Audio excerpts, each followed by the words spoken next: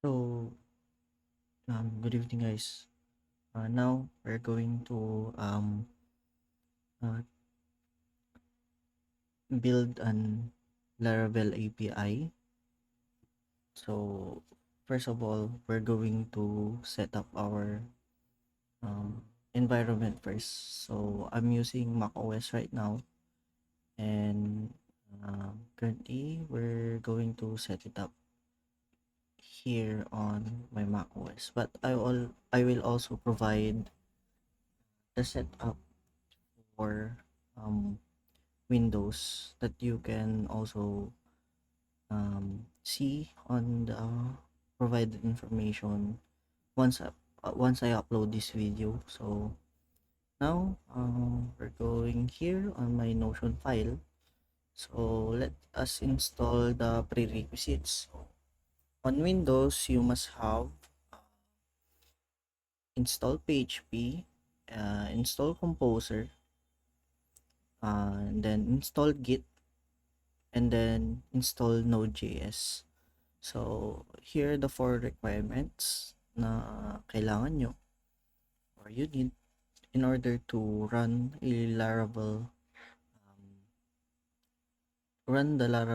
framework on your PC or computers. So, you must have a PHP, Composer, Git, and Node.js installed on your computer. So, let's start first with this. Uh, I'm using Mac, and this is for Apple Silicon setup.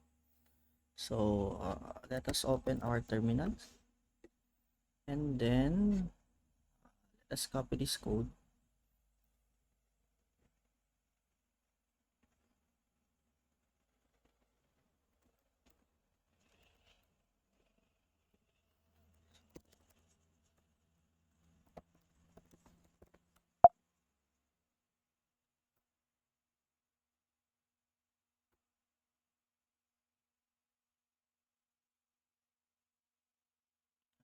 It take a while.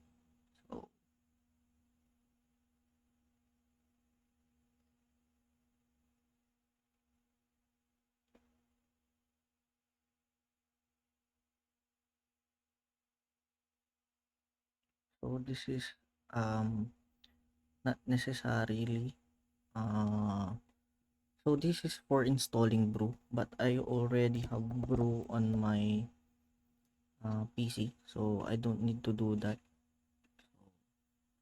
I'm just showing you, but here's the code for that. I will now install PHP on my end. So let us type brew install PHP. As you can see, it's quite long and downloading. So here, pag may lumabas ng ganyan, ibig sabihin may homebrew na kayo. Then, da-download yung homebrew, siya yung magda-download ng PHP para sa inyong mga Mac. And then, on Windows naman, sa Windows, I think, pag may SAMP kayo, matik, may PHP na kayo sa inyong mga device or sa Windows. We just need to install SAMP.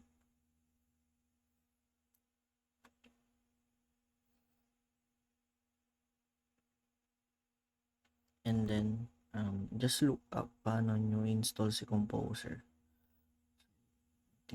Mada-download nyo si Composer on Windows sa Composer website. So, search nyo lang Composer. Then, sa website nila, dun nyo makikita.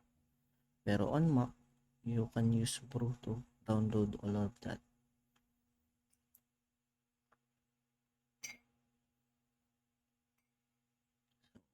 This is taking a while.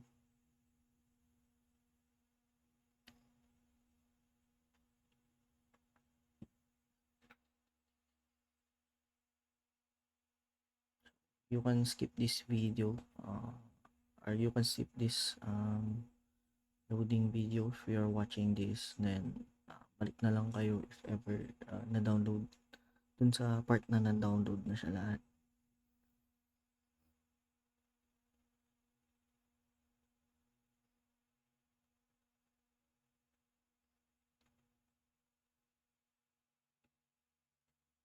I'm gonna post this first.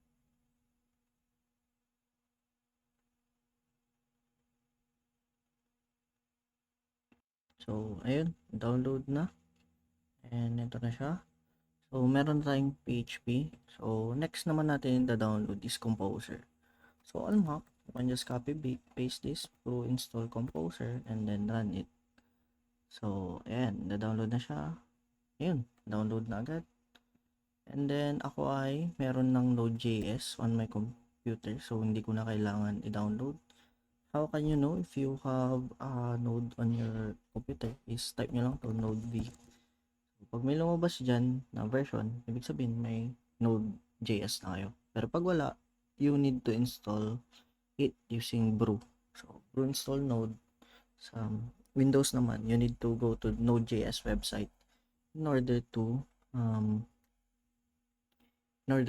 download the Node.js. So now, let us install the Laravel na. And let us install Laravel globally. So here, yan, we can run this Composer global require Laravel installer. So let us run that. So and i-post ko lang ulit yung video. So ayun, nag-install na siya. So and pag nalagay na natin yan, we can now create a Laravel project. So what to do now is to actually create a folder. Then copy nyo muna yan. Copy nyo yung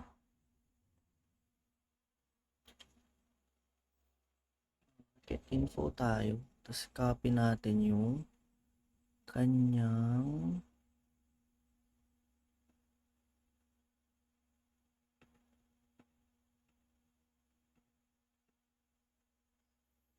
hindi ko makita yung ano.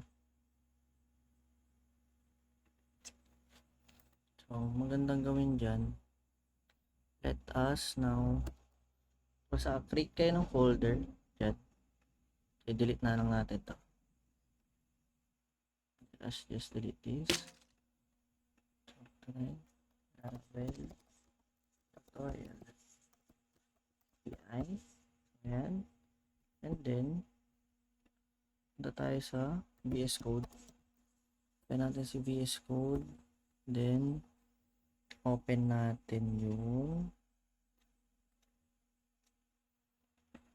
open natin ang folder na ginawa natin, tutorial API, and then we just hit terminal here para mapunta tayo dun sa directory na yun. And then from that directory we can now run this code. So, Laravel new to do API, so it would create Laravel not found.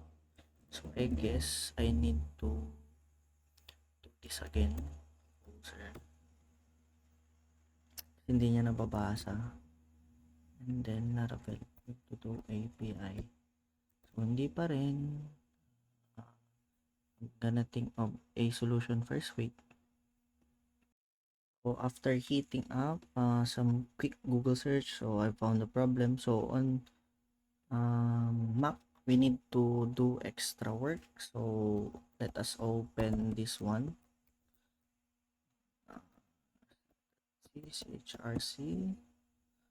So and then we will need to add this line of code. So after that, let us save that and then delete our terminal so it would restart. And then para sigurado, gawin natin to source CHRC and then do that code again, Laravel new to do API. So yun. So no starter kit, please Jetson. So let us pick no starter kit. Best. Let's click yes. So yun. So yan, magana na siya.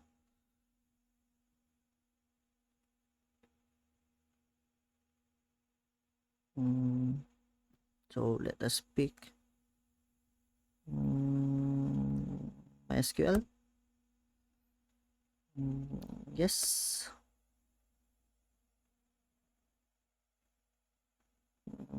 Yes.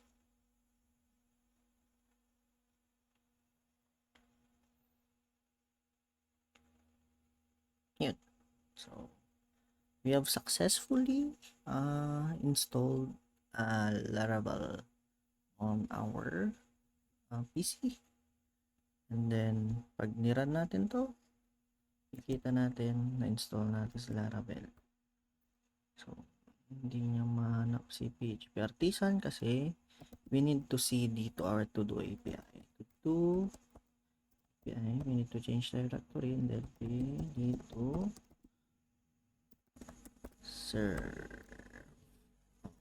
So, yan. Pag nirun natin yan, kita nyo, magana na siya. So, yan. So, I think that's for the installation of Laravel on our environment or PC. So, that's all. Thank you.